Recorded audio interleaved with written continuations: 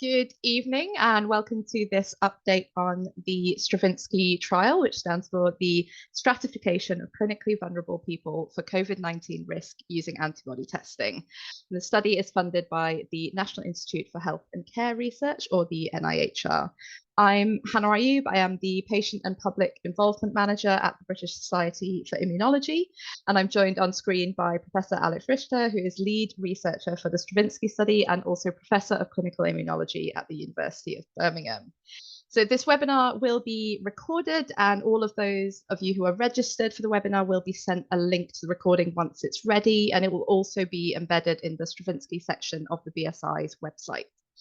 This is a webinar, which means that while you can see and hear us, we can't hear or see you. However, the chat is enabled, and you can also submit questions through the Q&A function.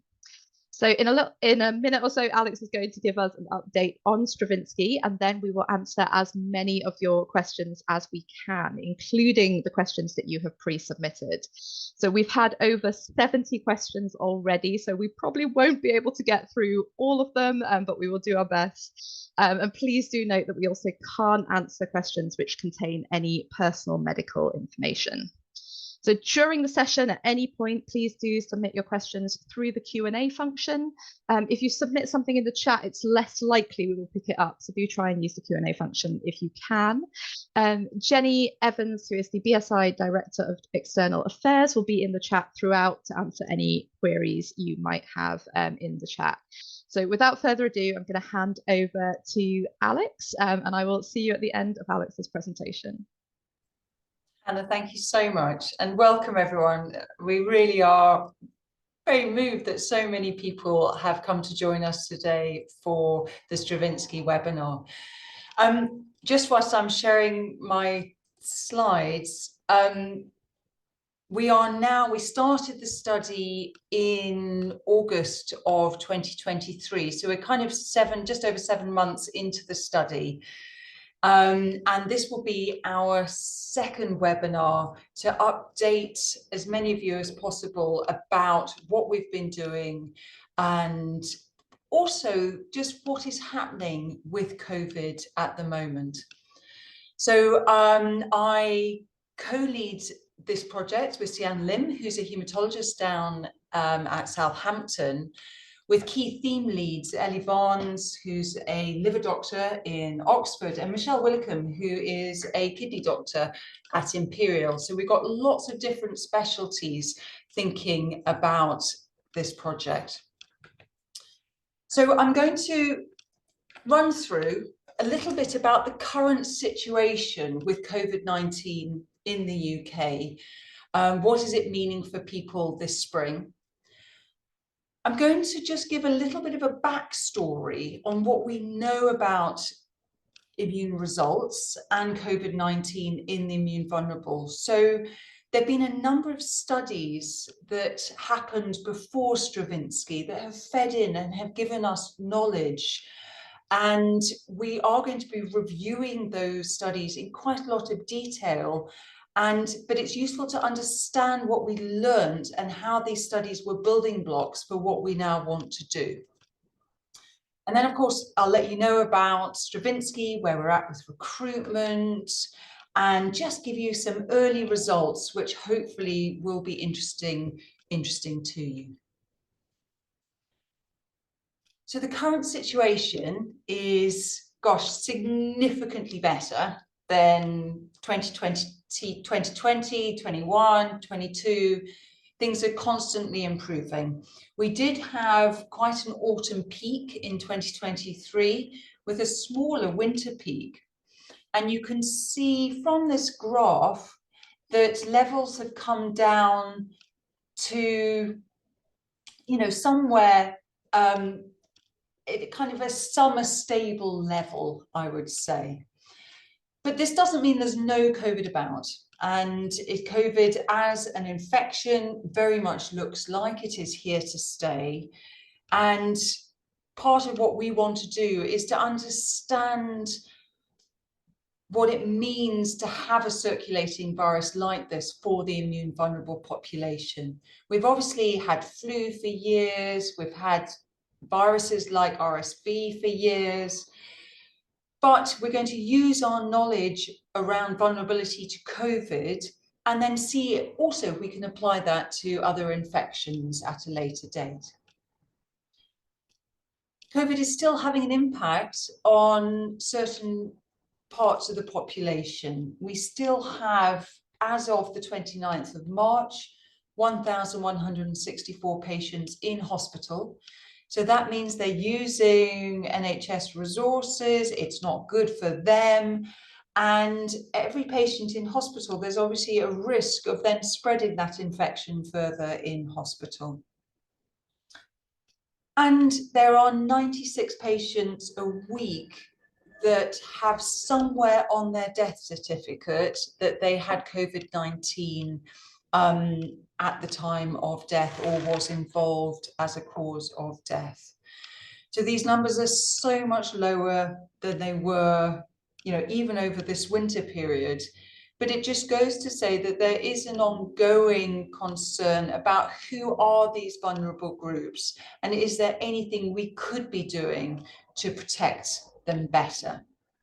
Now, if you want information on this, I have just shown at the top the website to the UK Health Security Agency, and you can look this up at any time if you want a feel for what is happening with COVID numbers. So I mentioned that we've done a whole load of studies over the last 4 years. Why are we doing Stravinsky? Why is it relevant to still do Stravinsky?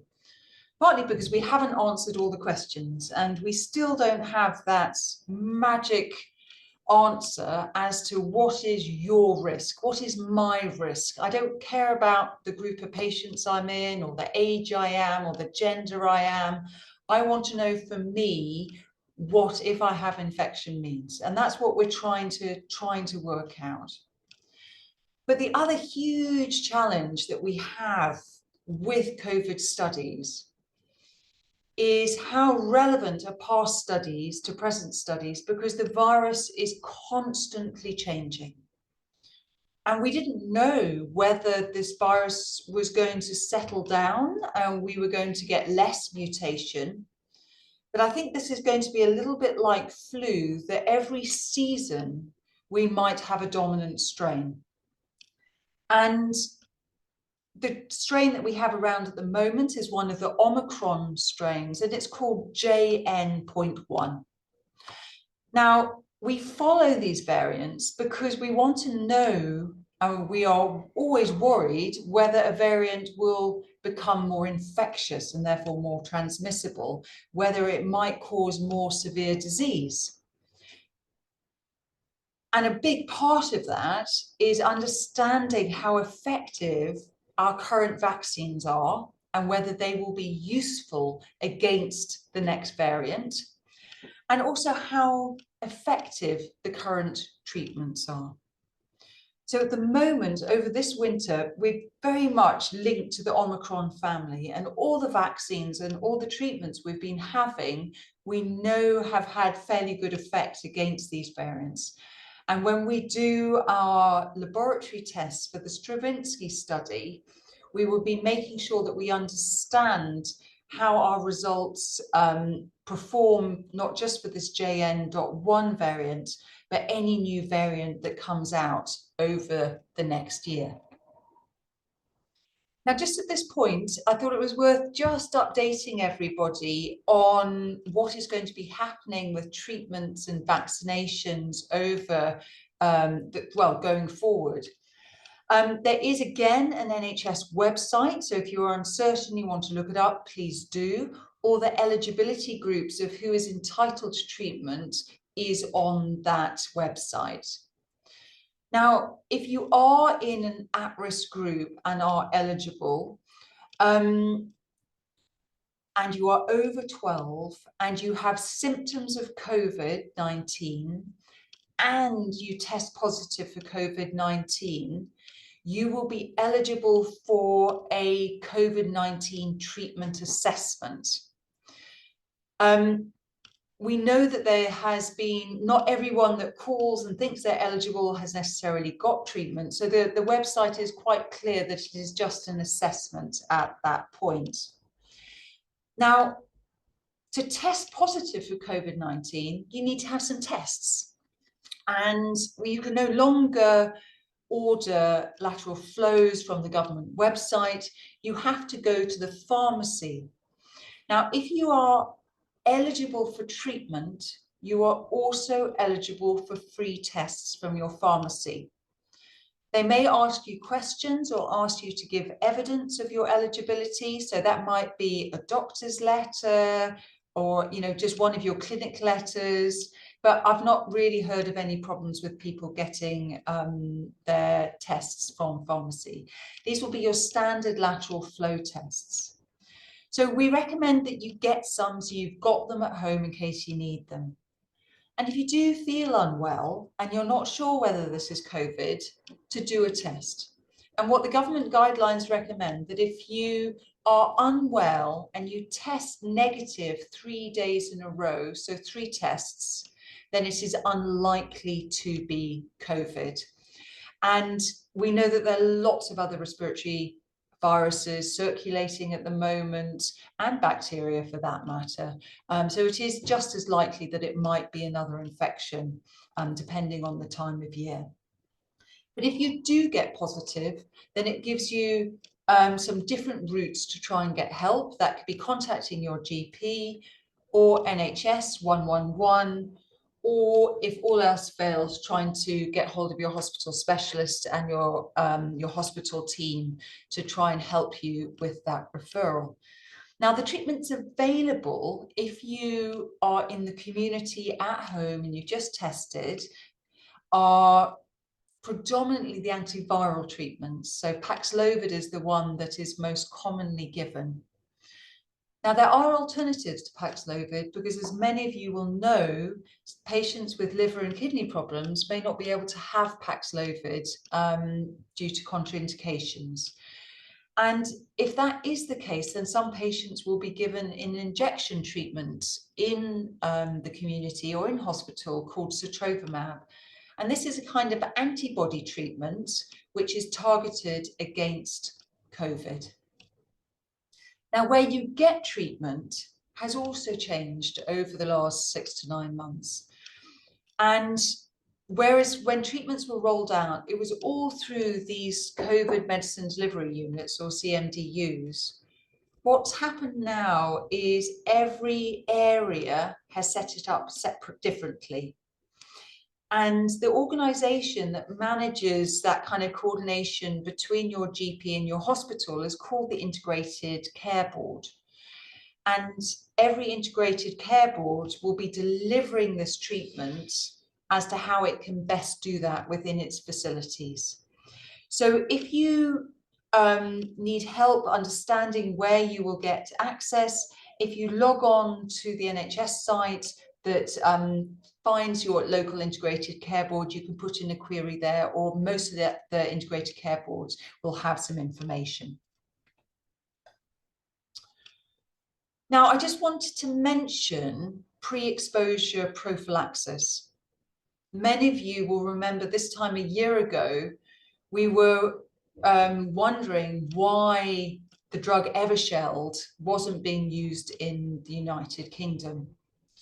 Now, Eversheld was a type of treatment called pre-exposure prophylaxis, or PrEP for short. And PrEP is a treatment that prevents infection occurring. So it's not an early treatment. It actually, the aim of it is to prevent infection. So you have the treatment and then that should cover you for 6 months. So a bit like a vaccine. Now, the difference is a vaccine relies on the body's immune system to produce a response. Now, for many patients who are immune vulnerable, certainly in the early days, it can be quite difficult for the immune system to respond well to that vaccine. And so the amount of protection that patient gets is limited. So pre-exposure prophylaxis kind of fills that gap.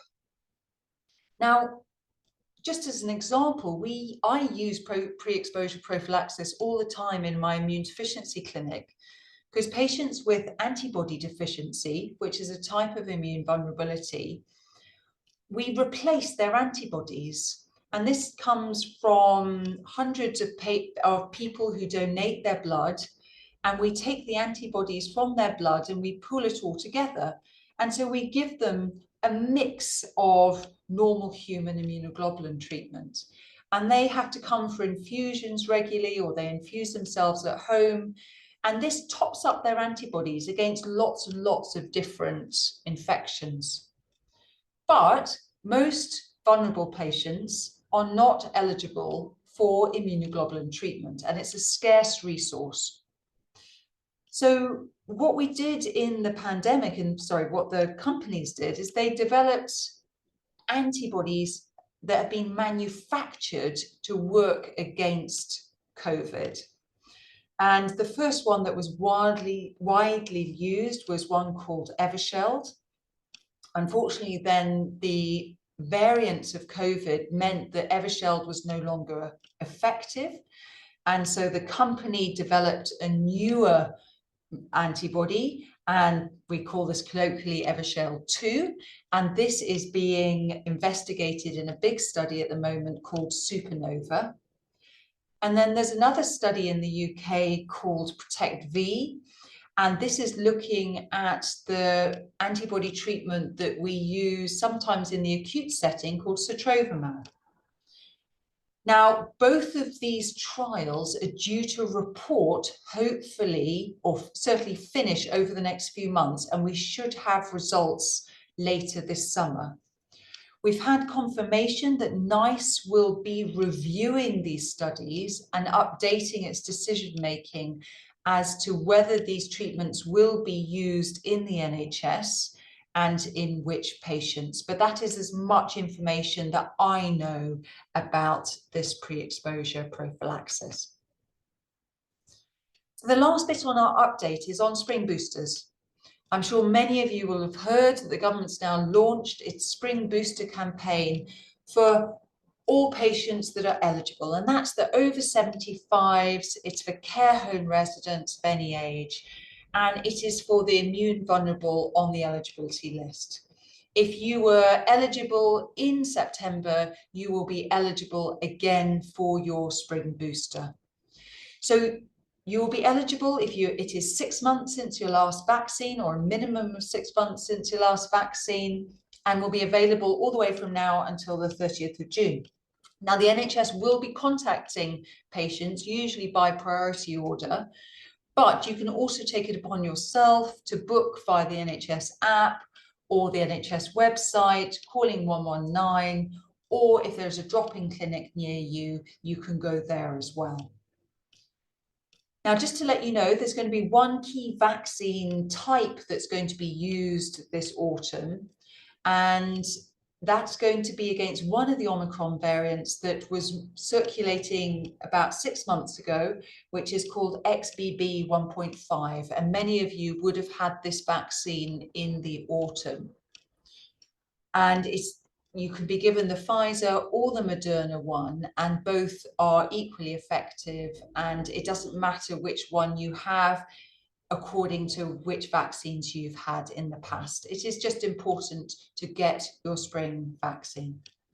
We know from the studies that your immunity to COVID after vaccination starts to wane at about 4 months and has waned quite considerably by 6 months. So that is why the government's had this rolling 6-month booster campaign. Now, I'm going to have to apologise, and I am an immunologist, so I'm afraid I do need to do a little bit of immunology. But part of the reason is that I'm going to be using some terms like antibodies, like B cells, like T cells, to show you the data. And I think it's just worth having some understanding of why we're looking at these cells and what they mean and what they do. So these are all immune cells. And if we think of the COVID-19 virus as being the enemy, for example, then the antibodies are the foot soldiers of your immune system, and their job is to catch the enemy and destroy it. Your B cells are almost like the detectives, and they go around the body and they spot the enemy. And their other main job in life is to make antibodies. So this is important because if you don't have B cells, you can't make antibodies. And we know that many of the patients, many of you on this call, will be on treatments which destroy B cells, and you need to have that to treat whatever condition that you have. So B cells and antibodies, that's how they are related. And then your T cells, they're kind of like the commanders of the immune system, and they coordinate the immune response, and they instruct your B cells to make your antibodies, but they also have a wider role, and they in themselves do some killing. Now, we measure antibodies and T cells when assessing vaccine responses. Many of you will have already had antibody tests done and get results from them. Now, we don't routinely do T cell tests in the NHS or in clinics, partly because they're much more difficult to do. They have to be done on a fresh sample. They're much more technical, and they're much more variable. So actually, T cell testing is mostly to be done in the research domain. But we're hoping one of the things we might be able to do as part of STRAVINSKY with a grant that we've applied for is to look at how we could use community T cell testing to help with risk as well, but that's for the future. So just a little bit of history. The first big study that we published looking at different immune vulnerable groups was the OCTAVE study. And this was to look at the response to your first and second vaccines. So that was you're supposed to be the course that was going to keep us all protected. Now, what we realized then was that there were a number of patients that didn't make a particularly good response to vaccination. When I saw the results from the OCTAVE study, I was actually really pleased that as many as 61% produced good antibodies and only 12% produced no antibodies at all. When I examine patients in the immunology clinic, often they make absolutely no response to things like the pneumococcal vaccine or the pneumonia vaccine rather.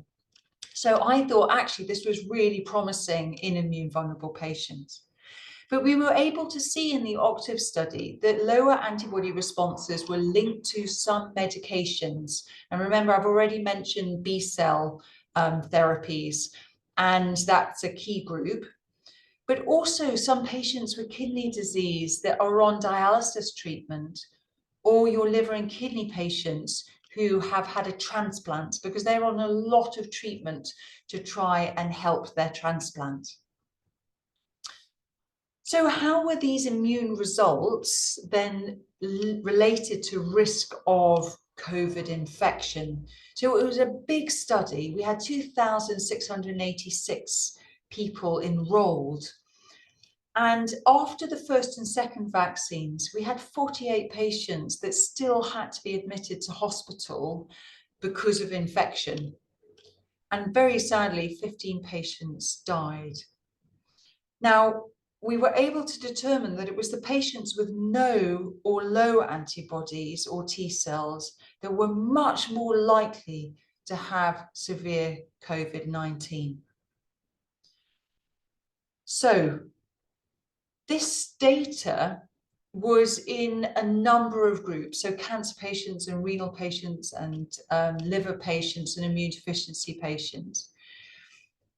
We wanted to look as a community at some diseases in more detail, and Sian Lim, our hematologist, did a study called Prosecco, and this was just looking at risk of breakthrough infection in a blood cancer lymphoma group of patients. And this was following the third and fourth doses of vaccine. And actually what she was able to show is that any vaccination, so regardless of response, protected against breakthrough infection. But breakthrough infections were overall more likely to happen in patients that had lower or absent antibodies. And interestingly, patients on treatment for their lymphoma. And we do think that for cancer patients, blood cancer patients, it is when people are on active treatment that they are often most at risk, not just of COVID, but of all infections. Now, Prosecco was examining patients that had already had their cancer diagnosis and many of them treatment. And we were measuring how well vaccines worked in this group of patients. So usefully, we're repeating some of this work in Stravinsky because we now have patients who have been vaccinated and then gone on to have cancer. And so understanding whether that makes a difference to risk is obviously also important. So after Octave, we did Octave Duo.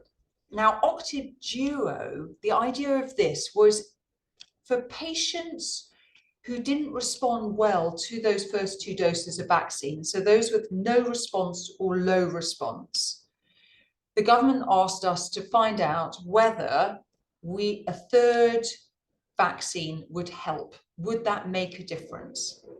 And also there was a sub-question, did the type of vaccine make a difference? And actually what we found is that third vaccine dose made a significant difference in our immune vulnerable cohorts. So what we're trying to do here is vaccinate those who probably are the most vulnerable because they haven't made an impact after the first couple of doses. So for patients that had a low response, we were able to improve their response in 90% of individuals, and 80% of those individuals now had a vaccination, had an antibody level in the normal range. So huge differences. And for those that made a low response, 46% made improvements, so were able to produce detectable antibodies, and 19% now had levels in the normal range. So this told us that actually for the immune vulnerable, we need to be vaccinating patients differently to healthy individuals. They potentially will benefit from additional vaccines, and we don't know, in the future, maybe different doses of vaccines. We did find that the age over 75 and certain immune treatments, again, were the groups that didn't respond so well. But we were really pleased to see that there was very little difference between the Pfizer and Moderna vaccines, which were the 2 what we call mRNA vaccines.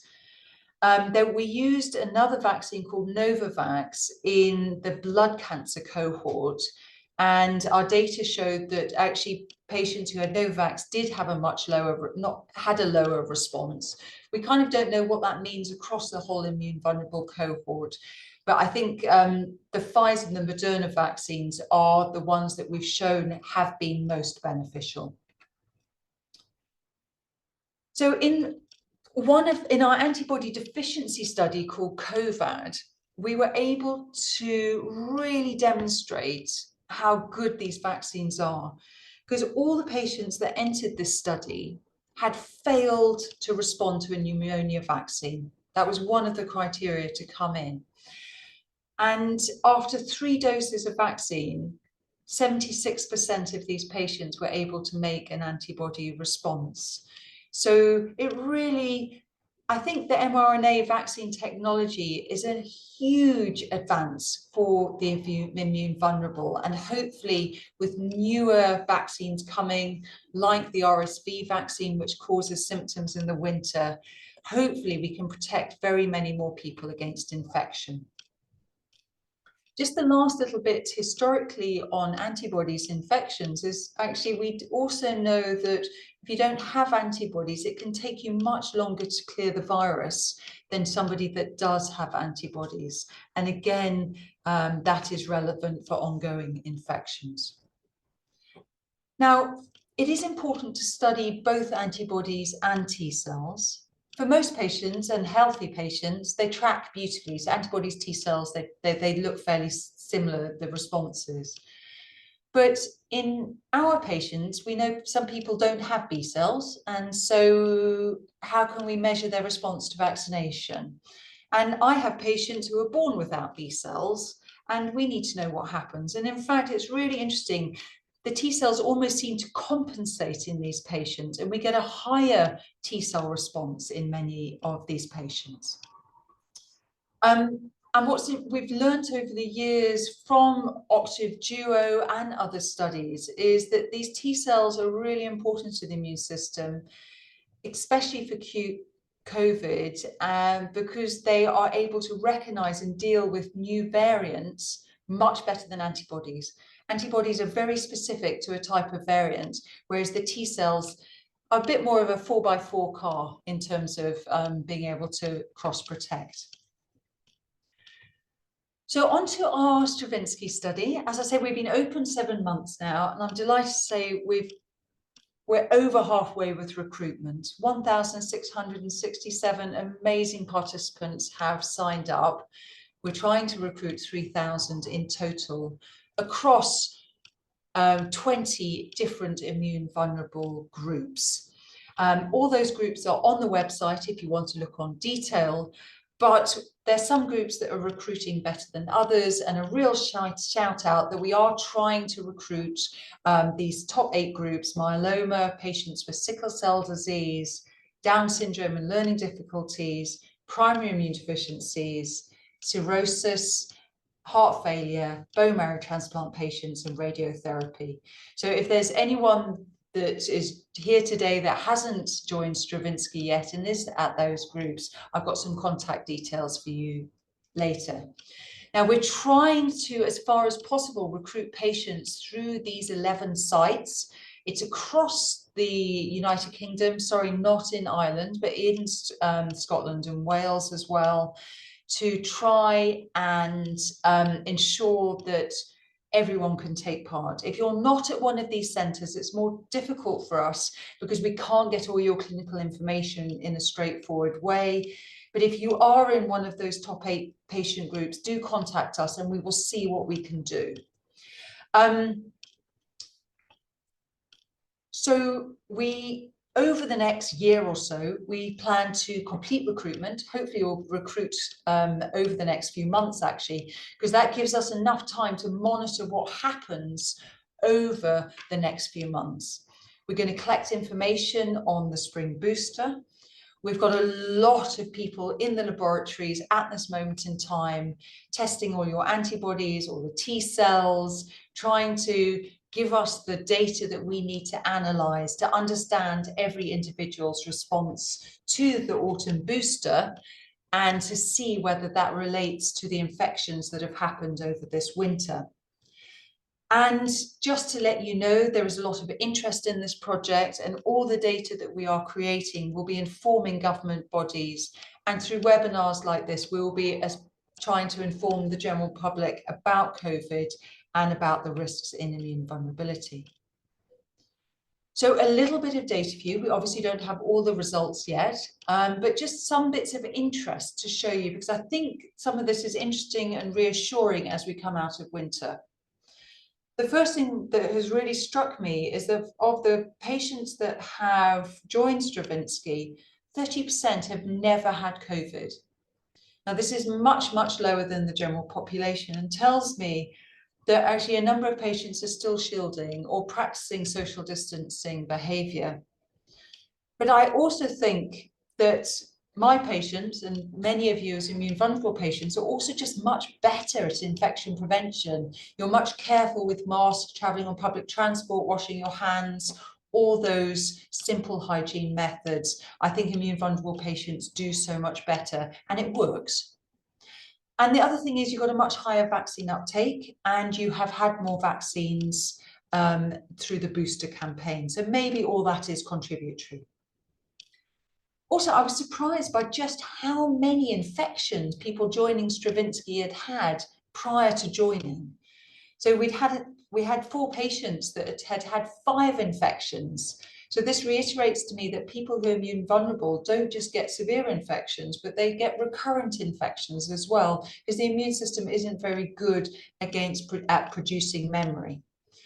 But I thought the other really important thing to say, that for the last infection that the participants had suffered prior to joining Stravinsky, we asked them about how severe this was.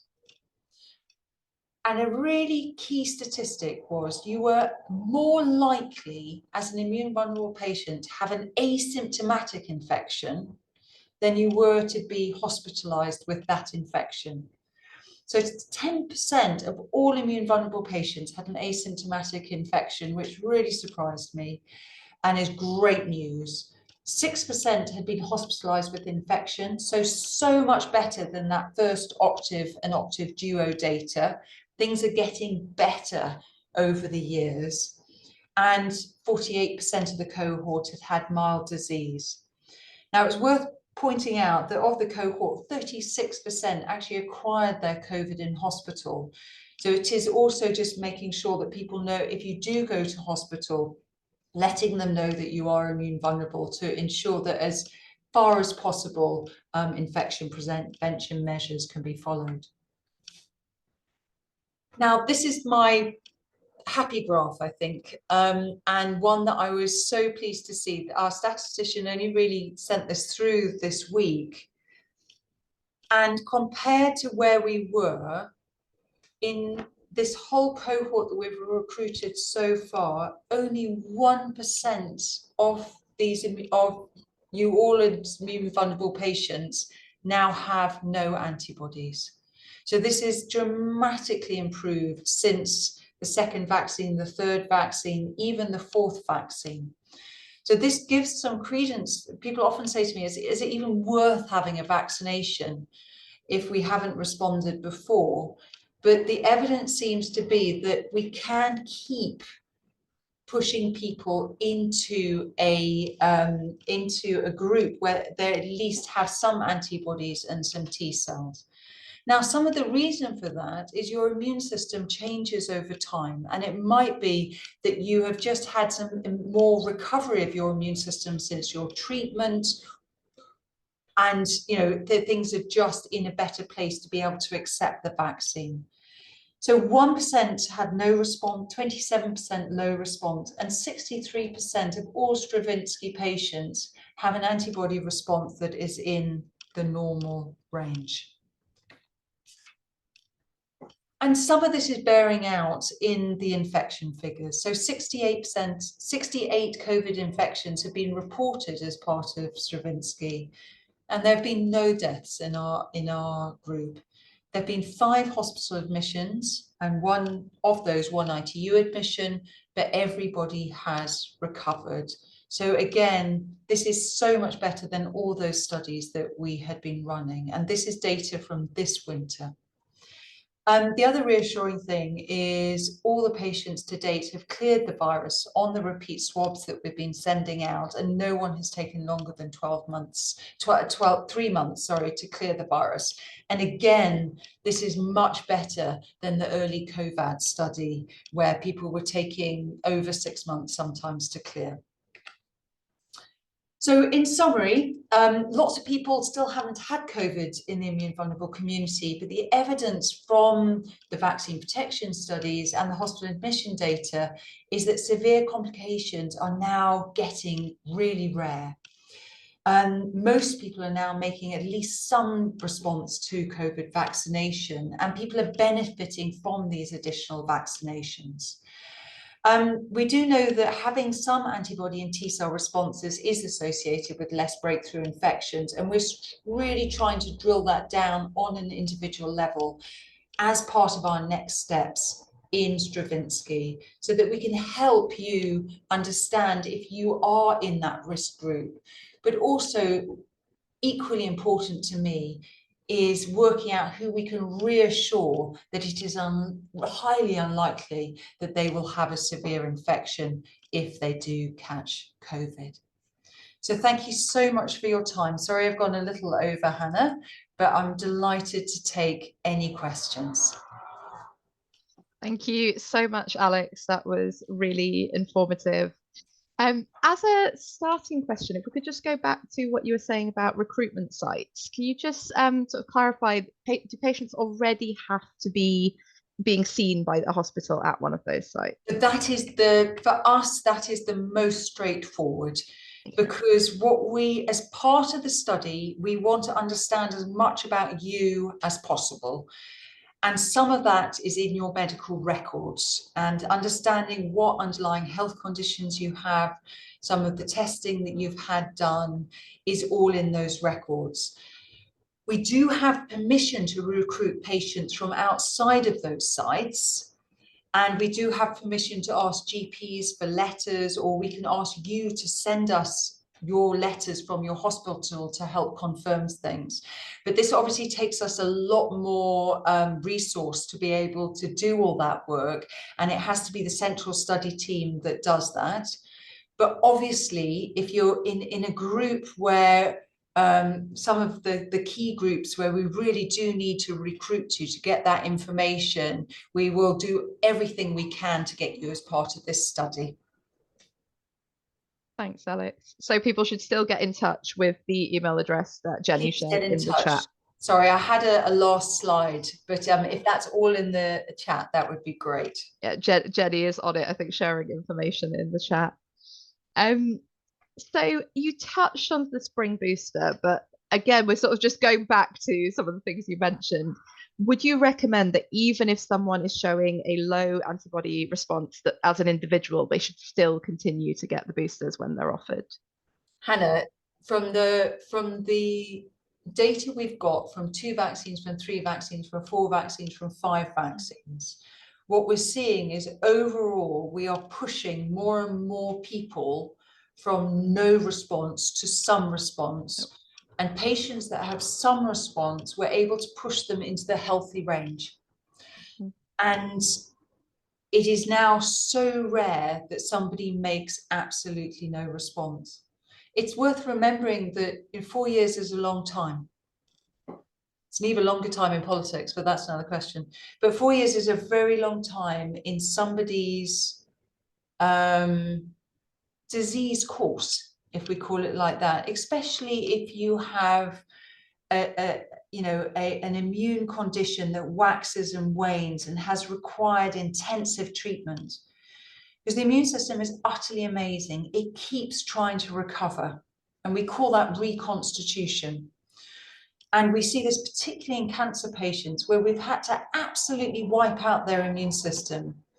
We know that it can sometimes take 4 years, 5 years, 6 years for that immune system to recover. And for the great majority of patients, it does get there.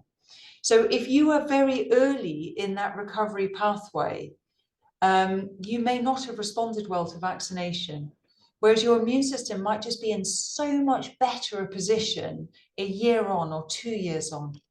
But equally, all those additional doses seem to be doing something as well. So I thoroughly recommend the spring booster. The autumn booster, the XBB vaccine, which was the later, more modern vaccine, was only introduced in October. So there were a number of people that had the even older vaccine. And the XBB one is the most up-to-date one. And so again, it's another good reason to make sure that you've got the most up-to-date vaccine available. Right, thanks, Alex. And do participants need to tell the study if they've had their spring booster, or will you get that information another way? So there's 2 options. You can either drop the Stravinsky email address a line, and that's really helpful if you do that. But we've had to change all our alert systems and the text messages that we send out to people with the booster campaign, because we didn't know when it was going to start. And we're just in the background working out how we're going to catch up that information. So if you can give us that information by email, we'll work our way through it. Otherwise, we will be getting in touch with all of our patients to understand when they've had that spring booster. Great, thanks, Alex. Hannah, can I just mention something there? Yeah, of course. Because when we opened the study, we didn't know whether they were going to vaccinate past the autumn. And in fact, they only announced quite late that they were going to vaccinate in the spring. And this is something I've learned about COVID research, is you've always got to be on your toes and you've always got to be moving. And so we're really grateful to our patients that are moving with us. And just to let them know that we finish in, our money runs out at June 2025 at the moment. So that does allow us to monitor for a further winter. Now, the study said that we were going to try and get 4 time points, 4 blood samples over the course of the study. And it might be, if we get additional money from the government or we get extra resources, that what we'll try and do is get as much information and potentially ask for an amendment to get more samples from patients, which they can choose to give us or not. That is entirely up to them. But please do be aware that we might be trying to change this study and update it if we need to. We don't know if we need to at this point, but we'll find out more as the summer goes on. Great, thanks, Alex. You've talked quite a bit about good antibody levels, and something that came up quite a lot in the pre-submitted questions was, how do you determine what is a good level? Oh, that's a really good question. So we do a number of things, and actually this is where I'm an immunologist, and part of my job is to run a laboratory. And so we provide tests to the NHS. And for every test we run, we need to know whether it's positive or negative, but we also want to know what result is clinically meaningful. And for lots of tests that people have, we've got a long history and an evidence base of knowing what are clinically important results.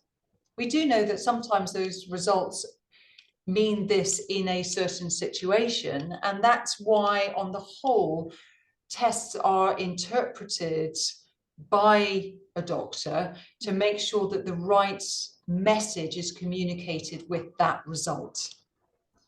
Now, in COVID, it's a bit more complicated, because actually we created tests before we knew what they meant. Mm-hmm. So, and what you often do is you create a test and then you create what you call a normal range. So we know with the COVID test that we're using, antibody test in the laboratory, we know what negative looks like. We know what a healthy population looks like. So we've run several thousand samples in healthy individuals, and we know what a post-vaccine response looks like for healthy people. And that's why, if you look on the Stravinsky website, I've tried to explain that we split it up into no response, low response, and then healthy response, or normal response. Now, within that low response, we don't really yet know what that means, okay? And that is part of what we're trying to find out with Stravinsky. A number of studies have found a certain antibody level that we think probably will protect you from severe disease. And actually, it's much lower than we think it is. But we also know that that is likely to be different for different patients and for different patient groups. And so rather than and we can't say at the moment, can you imagine having a report which says, this means this, if you have this disease, this disease, this disease, this disease, this disease, and you are this many weeks from your last vaccination, it'll be almost too complicated to work out. So what we want to do is the study behind all of that, so that actually what government has asked us to do is to work out whether an antibody test can be used in the NHS as something clinically useful. So that's the long answer. The short answer is we look at healthy controls to see what's normal, and then we look at various antibody levels to see whether those antibody levels protect someone from infection. And that's why we need such a big study like this. Thanks, Alex. And in addition to antibodies, you're also looking at T cells. Do you know at what point participants might be finding out anything about T cell levels? Right. So we're only looking at T cells at the moment in the participants that come to us to have their blood taken, so the in-person participants. That's because at the moment we need to take lots of tubes of blood, and we need to process those and look at these tests. We're not giving those results back to patients because actually we know even less about a T cell response. And the other difficulty with T cell testing is it's much, much more variable than an antibody test. And so the range of what is normal or the range of what might be abnormal is much greater. And we haven't yet defined that. So we're working on it. We hope to have some information on that in about 2 to 3 months' time. We're getting all the T cell testing done from the autumn booster, and our statistician is then going to look to see whether those T cell and antibody responses could predict the people that had in those 68 infections this winter, whether people had those infections. So big shout out, if you do get COVID, please, please, please let us know, because this is where the such valuable information comes from. Now, as soon as we have that data, we will put a newsletter on the website. We will then be due another webinar in about 6 months' time, Hannah, where I can talk everybody through the detail of that. But I can promise that as soon as we know, and as soon as we have something that we think is, you know, reliable and safe to share, we will share it, because I know that many, many patients, especially the patients that don't have B cells, are really keen to know about the T cell data. The other thing to mention on that is that we have applied to do a study looking at T cell testing in the community. Now, I don't yet know whether we're going to be able to whether we got the funding for this, but if we do, we will be contacting Stravinsky members, and we will put this on the website. So do follow us on the website and on Twitter, because we do update about the Stravinsky study, and we're really hoping to make the most of these studies, because if we think T cells are important, we also think it's going to be really difficult to do them in the NHS, because it's difficult to give so much blood and for that sample to be processed so quickly. So these newer at-home tests may be useful. So we watch this space. Thanks, Alex. So on to another question, and I promise I didn't put this one in myself, which is, how is the participant involvement panel involved in the study, and how is their feedback used?